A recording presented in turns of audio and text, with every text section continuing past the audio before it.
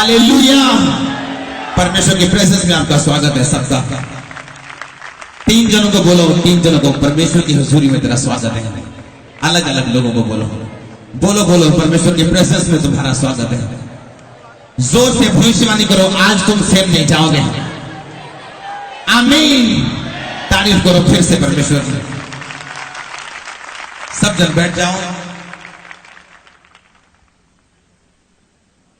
सब जन अपनी बाइबल खोलेंगे। उत्पत्ति पहली पुस्तक 30 उसकी 14 आयत को मैं पढ़ता हूं। सब जन खोलो उसे। और उसके साथ मत्ती 18 उसकी 18 आयत। मत्ती 18 उसकी 18 में लिखा, मैं तुमसे सच कहता हूं, जो कुछ तुम पृथ्वी पे बांधोगे वह स्वर्ग में बंधेगा, और जो कुछ तुम पृथ्वी पे खोलोगे वह स्वर्ग में खुलेगा। सब बोलो आमीन।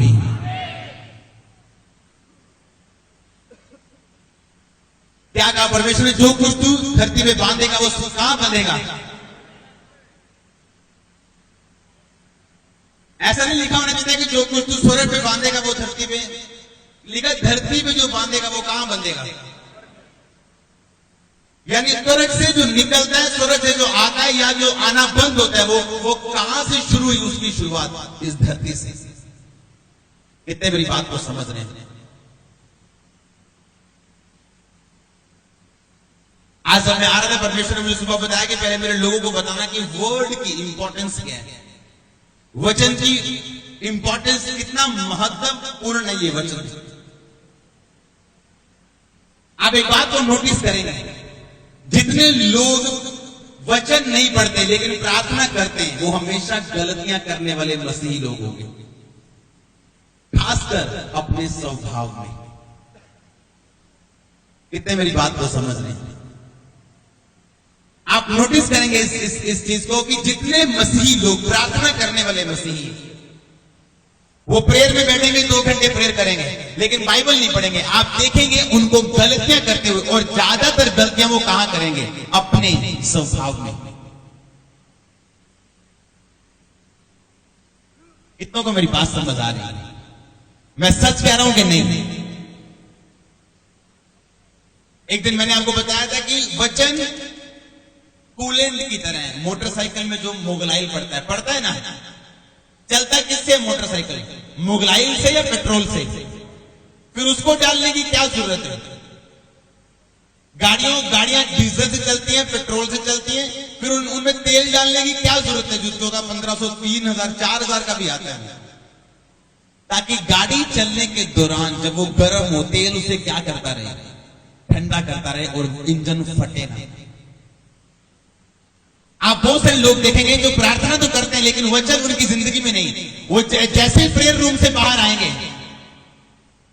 लड़ाई शुरू, हाँ या ना।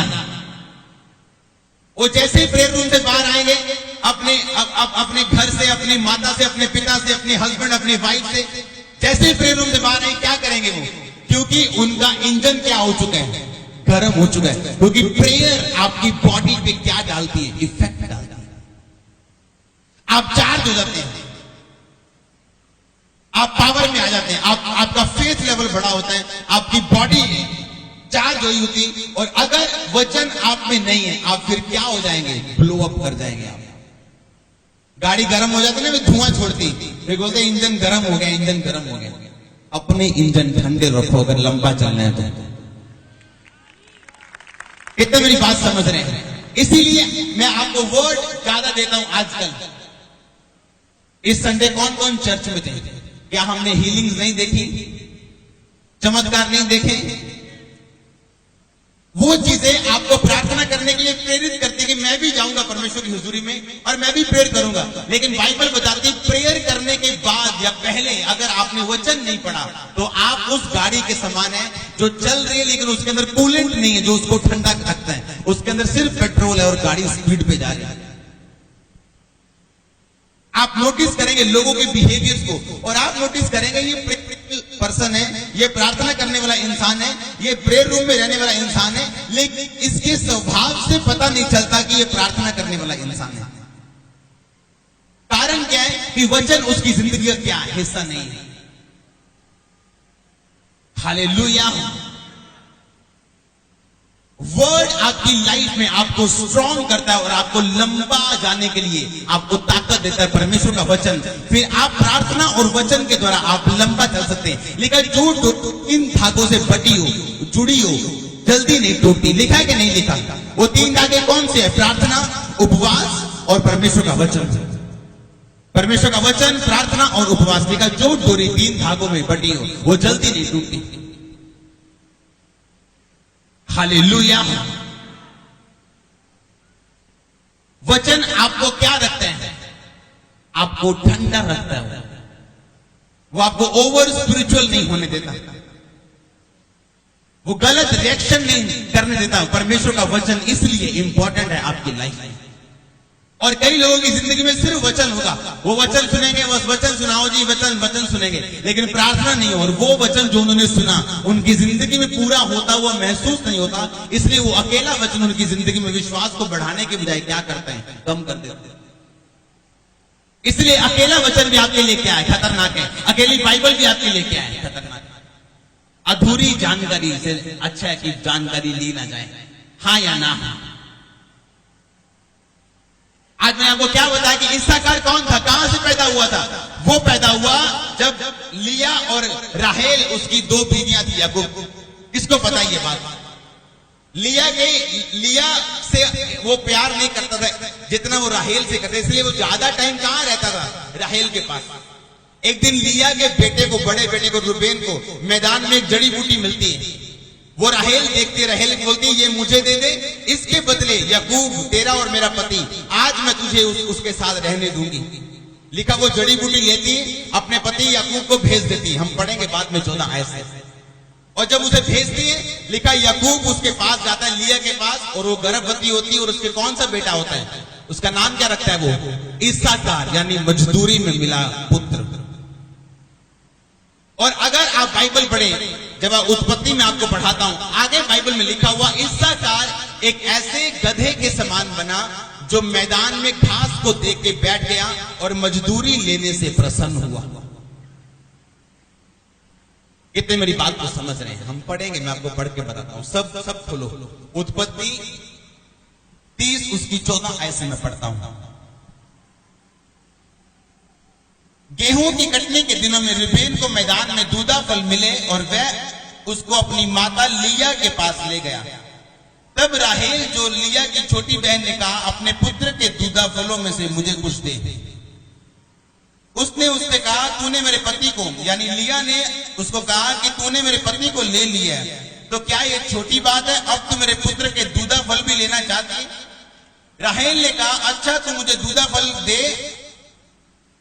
तब लिया ने कहा मैंने जो अपने पति को अपनी दासी दी, इसलिए परमेश्वर ने मुझे मजदूरी दी, इसलिए उसका नाम उसने इस्साकार रखा।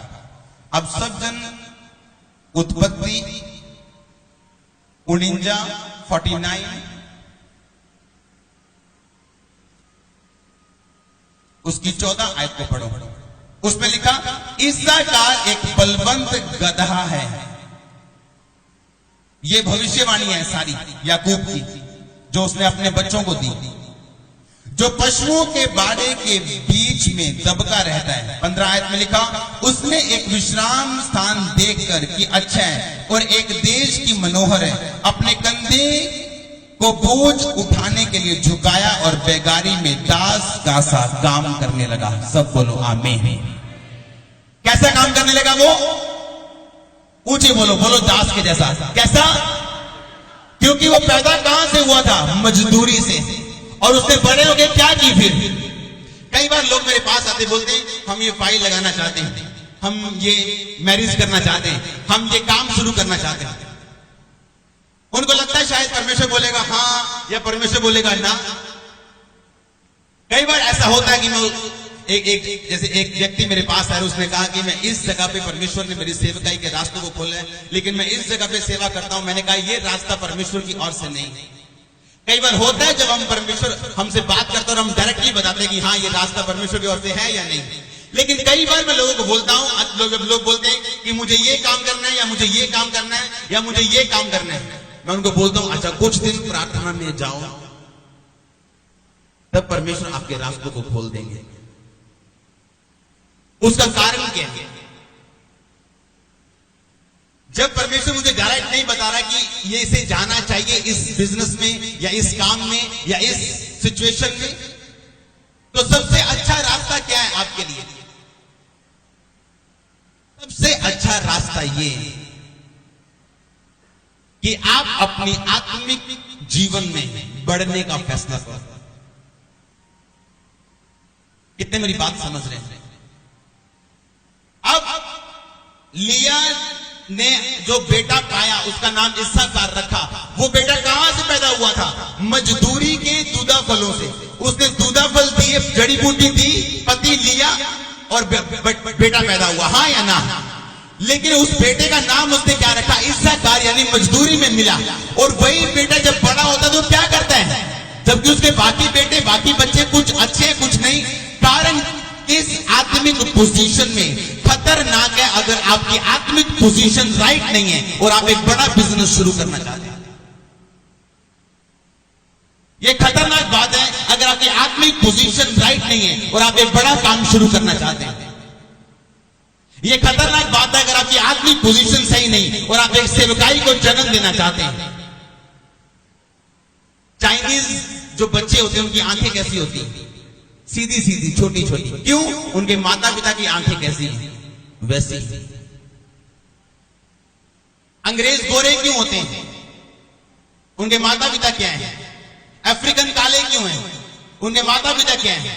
उसी तरह जो आप आत्मिक रीति में इस टाइम हैं, आप उसी तरह के बिजनेस, उसी तरह की जॉब, उसी तरह की मैरिज, उसी तरह की सेवकाई को जन्म दो। इसलिए मैं लोगों को बोलता हूं, कई बार जो मेरे पास आते पूछने के लिए, कई बार परमेश्वर डायरेक्ट बताता है कि ये काम नहीं करना। कई बार परमेश्वर बोलता है कि नहीं, आपने आत्मा, मैं बोलता हूं आत्मा में बढ़ो। अब अगर आप आत्मा में बढ़ते जाओगे, एक टाइम आएगा, हो सकता है परमेश्वर आपको बड़ा बिजनेस देना और आप ऑटो डालने की बात कर रहे हो और वो ऑटो परमेश्वर की ओर से हो, क्योंकि वो आपको सिर्फ थोड़े दिनों के लिए, क्योंकि अगर आप आत्मिक हैं, आप उसी ऑटो से एक दिन ट्रांसपोर्ट कंपनी के मालिक बन सकते हैं। फिर आप वही थोड़े से लोगों को आप बड़ा देश बना सकते हैं। लेकिन प्रॉब्लम क्या है? प्रॉब्लम यह है कि हमारी आत्मिक पोजीशन कैसी है। आज कितने मेरी बात को समझ रहे हैं? जैसे उनकी आत्मिक पोजीशन बिगड़ती है, वो लालच करते हैं, दूधा फल देती है, पति खरीदती है, फिर नाम रखती है इस्साकार। इस्साकार पैदा होता है और लिखा जैसे इस्साकार पैदा होता है, याकूब उसके विषय में भविष्यवाणी करता है कि इस्साकार एक ऐसे गधे के समान है जिसने घास देखा, अपने बोझ, अपने कंधे को झुकाया और सारी उम्र के लिए उसने बेगारी में अपने आप को नीचे झुका दिया, यानी वो दास बनने के लिए तैयार हो गया। एक बार एक परमेश्वर का दास था, उसके बच्चे जो थे वो बड़े अजीब बिहेवियर के थे, अजीब सा बिहेवियर था उनका। उसको समझ नहीं आ रही थी, मैं प्रेयर भी कर रहा हूं, सब कुछ अच्छा चल रहा है, लेकिन मेरे बच्चों का बिहेवियर कैसा है? परमेश्वर की आत्मा ने कहा, याद कर वो दिन जब तेरी वाइफ गर्भवती हुई थी, तब तेरा बिहेवियर मेरे साथ अच्छा नहीं, तेरी मेरे साथ अच्छी नहीं। एक सेकंड परमेश्वर में रहना हमारे लिए जरूरी है। हालेलुया। परमेश्वर ऐसा परमेश्वर है जो पीढ़ियों दर पीढ़ी आप पे दया कर सकता है, लेकिन वो ऐसा भी परमेश्वर है जो एसाव के वंश को सालों दर सालों माफ नहीं करता। वो ऐसा भी परमेश्वर है। जैसे उनकी आत्मिक पोजीशन थी, वैसा ही बच्चा पैदा हुआ कि नहीं हुआ? आपकी जैसी आत्मिक पोजीशन है। केवल लोग आगे पूछते मैं ये काम करूं या ना करूं, मैं बोलता हूं कुछ दिन प्रेयर करो।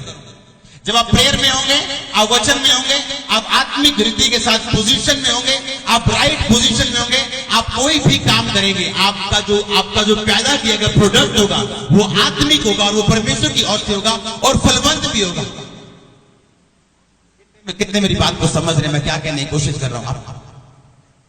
परमेश्वर ने कहा जो तू धरती में बांधेगा वो आसमान में क्या होगा, यानी तुम्हारा जीवन कहां जुड़ा हुआ है? धरती के साथ। परमेश्वर ने नहीं कहा जो तू स्वर्ग में बांधेगा मैं धरती में, कहा तू धरती में बांधेगा मैं स्वर्ग में क्या कर दूंगा, बांध दूंगा। यानी जिस तरह से तू अपनी जिंदगी धरती में जिएगा उसी तरह का फल मैं स्वर्ग में तुझे दूंगा, हाँ या ना?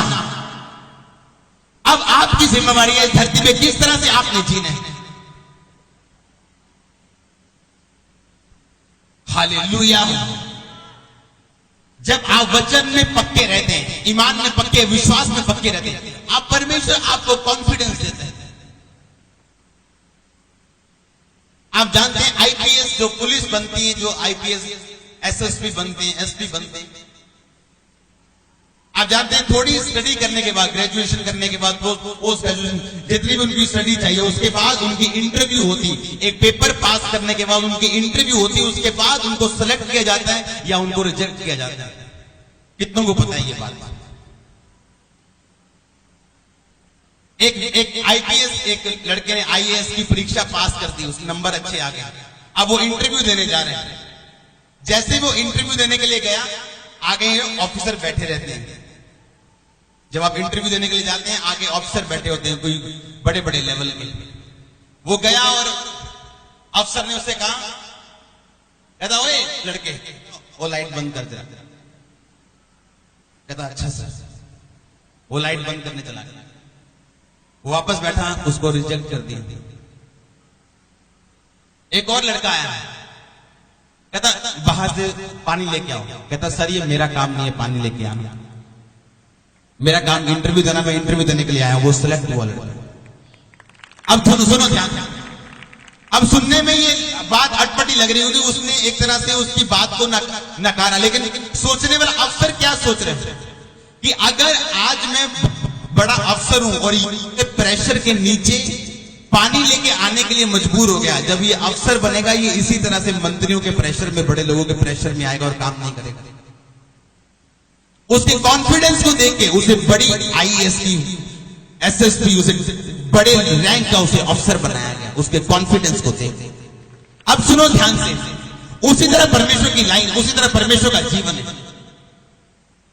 एनिमी क्या देखते हैं? वो आपका कॉन्फिडेंस का लेवल देखता है कि आपका फेथ लेवल कितना है, कि क्या अगर आपके पास ब्लेसिंग नहीं है, आप कुछ भी करने के लिए तैयार हैं? अगर आपकी आशीष रोक दी जाए तभी भी आप कुछ भी करने के लिए तैयार हैं? या आप अपने कॉन्फिडेंस में बने रहते हैं कि ब्लेस करे ना करे वो मेरा परमेश्वर है, आशीष दे ना दे वो मेरा परमेश्वर है। आमीन। आप अपनी पवित्रता के लेवल को खराब नहीं करते, आप इधर उधर नहीं भटकते। हालेलुया। अगर शैतान को निराश करना हो, अपने कॉन्फिडेंस को कभी खत्म ना करना। अगर उसे निराश करना हो तो 2010-11 में जब ये सेवकाई शुरू हुई, तो जो बिल्डिंग बन रही थी हमारी, आपको पता वो गिर गई थी, जो ऑफिस, जहां पे हमारी जगह में ऑफिस था, और लोग आगे बोले जी नुकसान हो गया जी, वो मोड़ा है जी। मेरे मुंह से क्या निकला कि सब बातें मिलकर क्या पैदा करती हैं। मेरा कॉन्फिडेंस आप कभी लो नहीं देखेंगे। कारण क्या है? मैं जानता हूं वचन में क्या लिखा है, वचन मेरे लिए क्या कर सकता है और परमेश्वर मेरे लिए क्या कर सकता है। सब बातें मेरे टाइम पे आ रही, टाइम पे मुझको मिलेंगी। कोई इंसान मुझे लेट नहीं कर सकता, उसे लेट नहीं कर सकता, मेरी ब्लेसिंग को लेट नहीं कर सकता, मुझे डाउन नहीं कर सकता, नीचे नहीं कर सकता। आमीन। अगर कॉन्फिडेंस आपका हाई है तो कोई शैतान आपको डरा नहीं सकता। लोग अटैक करते हैं, शैतान अटैक करते हैं आपके कॉन्फिडेंस के लेवल को क्या करने के लिए? खत्म करने के लिए। अगर आप प्रेशराइज होकर काम कर रहे हैं, आप कुछ नहीं कर सकते। डर भी एक आत्मा है। परमेश्वर ने कहा डरपोक लोग मेरे राज्य में प्रवेश नहीं करेंगे। कुछ लोग डरते हैं यीशु मसीह के नाम को एक्सेप्ट करने के लिए, अपने रिश्तेदारों के सामने, अपने मोहल्ले में छुप छुप के चर्च में आते हैं।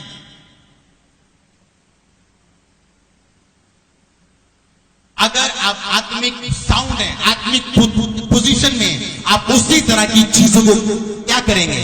पैदा करेंगे। आप सेम अपने जैसे, जिस तरह से आपकी स्पिरिचुअल लाइफ अब है, जो आप अब पैदा कर, आपके जैसा ही होगा जिस तरह का आपका आत्मिक जीवन इस समय।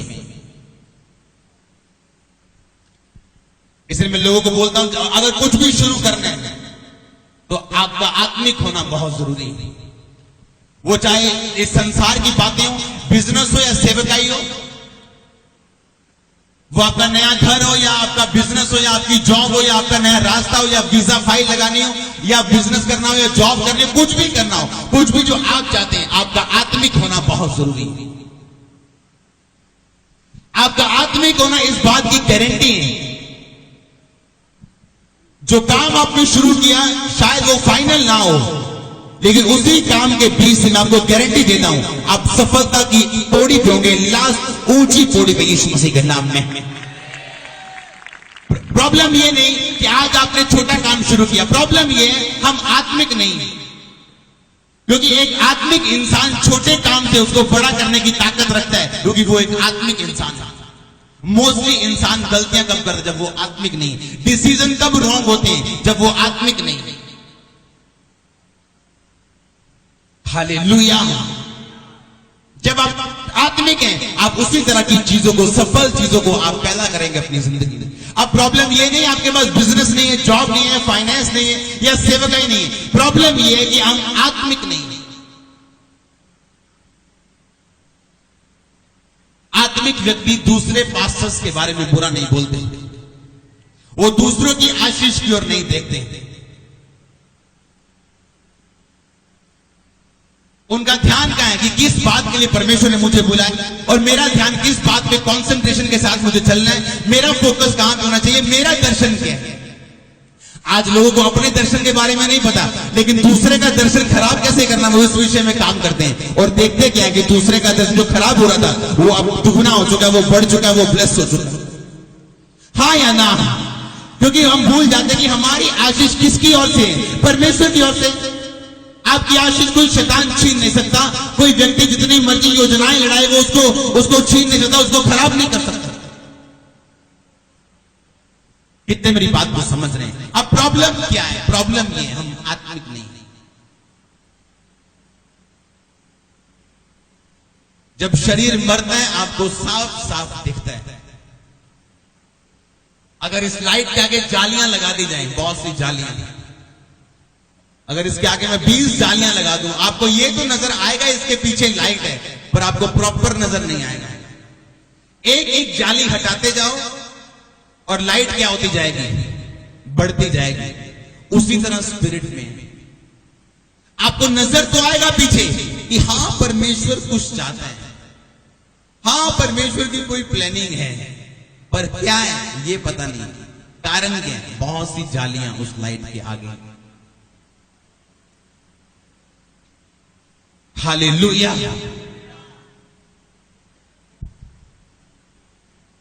बहुत सी जालियां उस लाइट के आगे। जैसे जैसे वो जालियां हटती जाएंगी लाइट क्लियर होती जाएगी। उसी तरह जैसे जैसे आप अपनी स्पिरिचुअल लाइफ में मैच्योर होते जाएंगे, आपको पता है कि प्रार्थना करने बैठने हैं। बहुत से लोग अभी अभी ऐसे हैं जिनको अभी तक पवित्र आत्मा की ओर से आप पूरी तरह से स्पिरिट फील्ड आप प्रेयर नहीं कर सकते, क्योंकि आत्मा में अभी बच्चे हैं कुछ लोग। कई बार जब प्रेयर रूम में हम जाते हैं, जब मैं कुछ परमेश्वर के दासों को सुनता था, जब मैं मसीह में आया था, बोलते थे कि हम 8 घंटे जब प्रेयर में बैठते हैं 8 घंटे पता ही नहीं चलता। मैं सोचता यार झूठ बोलते हैं, 8 घंटे है ना, 8 घंटे पता ना चले बंदे में। मेरे तो गोडे दर्द करते 1 घंटे बाद। कितने मेरी बात को समझ रहे हैं? मेरे गोडे दर्द नहीं करते, आपको वैसे एग्जांपल दे रहा हूं। आमीन। और जब इस टाइम हमें समझ आता है कि हाँ, अब जब हम प्रेयर रूम में जाते हैं, आप बिलीव करो 10 बजे जाना और 4 बजे निकलना, और हमें लगता है प्रेयर प्रॉपर नहीं हुई अभी। 6 घंटे बाद अभी भी स्पिरिट डिमांड कर रही, बॉडी शायद थक चुकी, स्पिरिट अभी बोल रही है प्रेयर प्रेयर प्रेयर। कारण क्या है? अब आत्मा आपकी बॉडी, आपके इनर बीइंग, आपके अंदर जो आदमी है उसको इस्तेमाल कर रहा है होली स्पिरिट उन कामों के लिए जिसके लिए परमेश्वर ने आपको चुना। लेकिन वो होता कब है? वो तब होता है जब धीरे धीरे आप जालियां हटाना शुरू करते हैं। डर एक जाली है, पाप एक जाली है, प्रार्थना ना करना एक जाली है, बाइबल ना पढ़ना एक जाली है। जैसे जैसे वो जालियां हटती जाती हैं, आप देखते हैं लाइट क्लियर हो रही है, विजन क्लियर हो रहा है, आप अपना करना क्या है क्लियर हो रहा है, आपका बिजनेस कैसा होना होना चाहिए, परमेश्वर कहाँ आपको लेके जाना चाहते हैं, वो सारा कुछ साफ साफ हो चुका है। कंफ्यूजन खत्म हो चुकी है, डर खत्म हो चुका है। कारण क्या है? जैसे जैसे आप शरीर हटाते जाएंगे, आत्मा में आप उतना क्लियर देखते जाएंगे।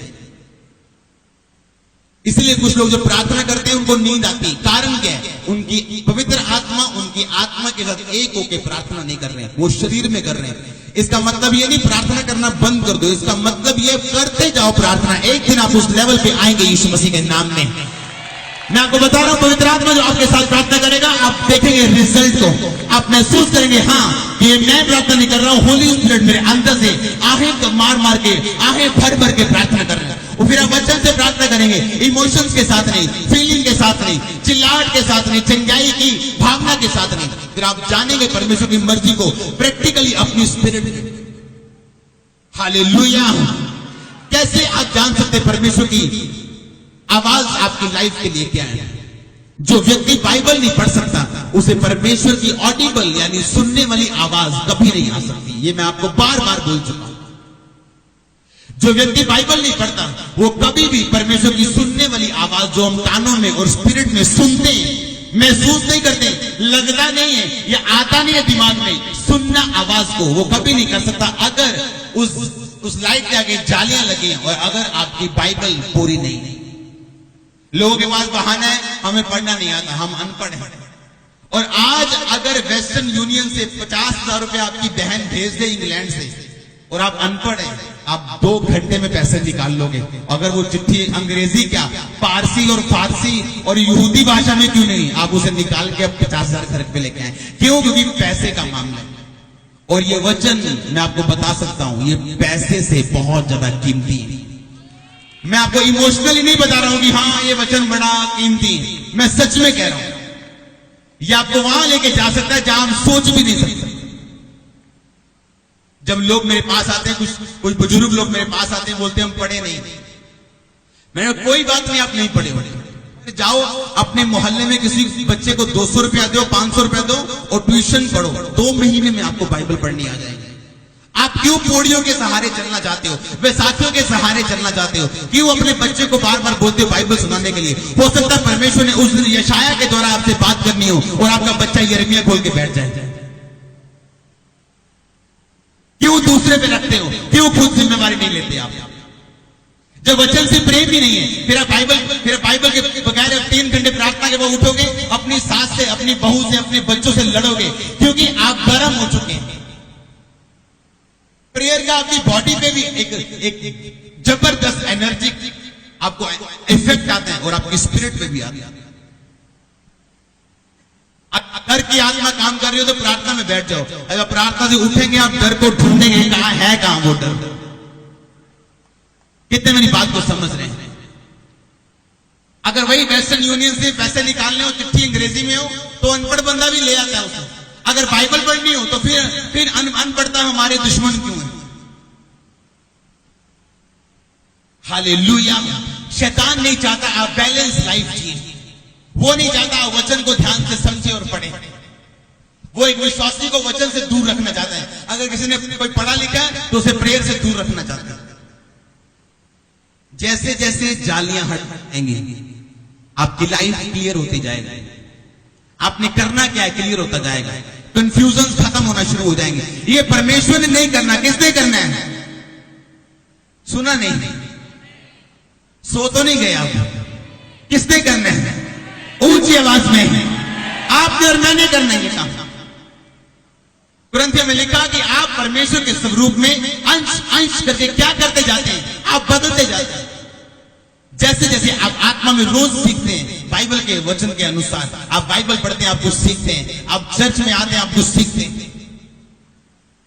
आप इसलिए देखेंगे जो लोग लगातार दोनों बंदगियां अटेंड करते हैं, उनकी नॉलेज ज्यादा है, उनकी आत्मा में जो सामर्थ्य ज्यादा है दूसरे लोगों से। कितने मेरी बात को समझ रहे हैं? क्योंकि हम क्या कर रहे हैं? हम ट्रेंड कर रहे हैं। हालेलुया। आपको अपनी बॉडी को, अगर आप फौजी की ट्रेनिंग को देखो तो अपनी बॉडी को ट्रेन करना उन्हें सिखाया जाता है कि भूखे रहना है, 2 दिन काम करना है, अब पानी के नीचे से करना है, अब घिसड़ घिसड़ के जाना है। उनकी बॉडी ट्रेन रहती है। अपनी बॉडी को ट्रेन करो।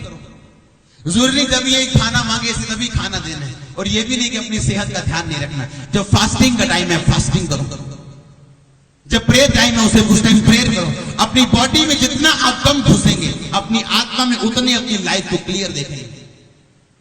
हालेलुया। वो वाले बिलीवर, मैं नहीं चाहता वो चर्च बनाए जो बिलीवर चर्च हो, जैसे अब प्रार्थना की जरूरत है, बच्चा हो जाए, अब बच्चा हो गया, अब उसे जरूरत है कि वो पढ़े, अब बड़ा हो गया, अब उसे जरूरत है नशे छोड़े, फिर प्रेयर, अब उसका बच्चा नहीं हो रहा। कितने मेरी बात को समझ रहे हैं? वो वाली चर्च नहीं, जिसे पता हो बाइबल में क्या लिखा है, जो जानता हो उसके अधिकार के, जो जानता हो उसे शरीर में नहीं चलना। अब बाइबल कहती है गुस्सा कर पर पाप ना कर, लिखा है कि नहीं लिखा? कोई आपको आपके बारे में बुरा बोले, गलत अफवाह फैलाए, आप गुस्सा कर सकते हैं, आपको गुस्सा आ सकता है, लेकिन रिप्लाई मत करो, पाप मत करो। जैसे आप कंट्रोल में रहना शुरू करेंगे, जालियां हटती जाएंगी, आप दूसरों से ज्यादा उज्जवल होंगे। मैं आपको बता रहा हूं, ये प्रोफेसी आप देखेंगे, फिर आपको दिखाने की जरूरत नहीं। अगर यहां पे एक लाइट लगा दी जाए, सब लाइटों से उज्जवल हो, तो आपको बताने की जरूरत नहीं कि बहनों आ लाइट ज्यादा चमकदार है। देखोगे हाँ हाँ, तो हम दिख नहीं रहा, दिख रहा ना, तो हम दिखता है कि लाइट की है ज्यादा उज्जवल। फिर आपको बताने की जरूरत नहीं किसी को कि मैं ज्यादा चमकदार हूं। आपकी लाइट, आपकी रोशनी बताएगी कि आप इन वचन की समझ है, आप आत्मिक हैं, आप जानते हैं कैसे चलना है, कैसे नहीं चलना, कब चुप रहना और कब बोलना है। आमीन। मैं हैरान हूं लोगों के शब्दों पे, कैसे घरों में जीते हैं। आपके शब्दों से पता चलता है कि आपके अंदर कौन सा झरना बह रहा है। परमेश्वर ने कहा जो कुछ तेरे अंदर है वो क्या होगा, बाहर आएगा। जो कुछ तेरे मन में भरा पड़ा है वो क्या होगा, तेरे बाहर आएगा। हालेलुया। कुछ विश्वासियों के शब्द ऐसे है कि दिल करता है कि पहले बैठ के उनकी 6 घंटे क्लास लो कि तुम बोल क्या रहे हो। आपके शब्द नॉर्मल लाइफ में भी विश्वास से भरे होने चाहिए। हालेलुया। वो अगर आप आईपीएस, अगर आप आईएएस, एसएसपी, एसपी जो भर्ती होते हैं, आप वो सिर्फ रिटर्न से भर्ती नहीं होते। अगर रिटर्न किसी व्यक्ति का टेस्ट अच्छा नंबर से पास हो, इंटरव्यू में वो फेल हो जाए, वो फेल है, चाहे वो रिटर्न उसके बहुत अच्छे मार्क्स आए हैं। जब तक उसका कॉन्फिडेंस नहीं परखा जाता, उसे कभी भी वो नौकरी नहीं दी जाती। कितने मेरी बात को समझ रहे हैं? आप आत्मिक लाइफ जीने के लिए बुलाए गए। अमालेकी कहां से पैदा हुए थे? कहां से हुए थे? एसाव से हुए या नहीं हुए? और क्या श्राप था उनको कि तू तलवार के बल से क्या रहेगा, तेरे को उपजाऊ भूमि पे स्थान नहीं मिलेगा। इसीलिए अमालेकी हर वक्त मार मार के लोगों को अपना पेट पालते थे। वो भी परमेश्वर की ओर से श्रापित थे। श्रापित क्यों थे? क्योंकि एसाव ने शरीर में एक काम किया था। हाँ या ना? आज शैतान आपका दुश्मन नहीं है, शरीर आपका दुश्मन है। क्या शैतान ने वो फल लेके हवा के मुंह में डाल दिया था? हैं? हवा ने वो फल लेके आदम के मुंह में डाल दिया था? क्या किया था उसने? सिर्फ खाने के लिए बोला था। हालेलुया। उसने जबरदस्ती नहीं किया। अपने आप को फील करो रोज परमेश्वर के वचनों के साथ। रोज घर से निकलते वक्त, उठते वक्त, बैठते वक्त परमेश्वर, अगर आप हिंदी की बाइबल पढ़े तो लिखा व्यवस्था की ये पुस्तक तेरे चित्त से कभी उतरने ना पाए, जबकि इंग्लिश की बाइबल में लिखा व्यवस्था की ये पुस्तक तेरे मुंह से कभी उतरने ना पाए। अब शायद हिंदी वालों ने ठीक कर दिया उसे। असली क्या है वचन? तेरे मुंह से कभी उतरने ना पाए। मुंह में कब होगी? अगर पेट में, अगर दिल में भरी होगी। आपने हालेलुया। एक कमजोर विश्वासी दवाइयों के लिए परमेश्वर का धन्यवाद करेगा, और मजबूत विश्वासी वो जानता है उसके घोड़े खाने से वो चंगा हो चुका, आजाद हो चुका है। आमीन।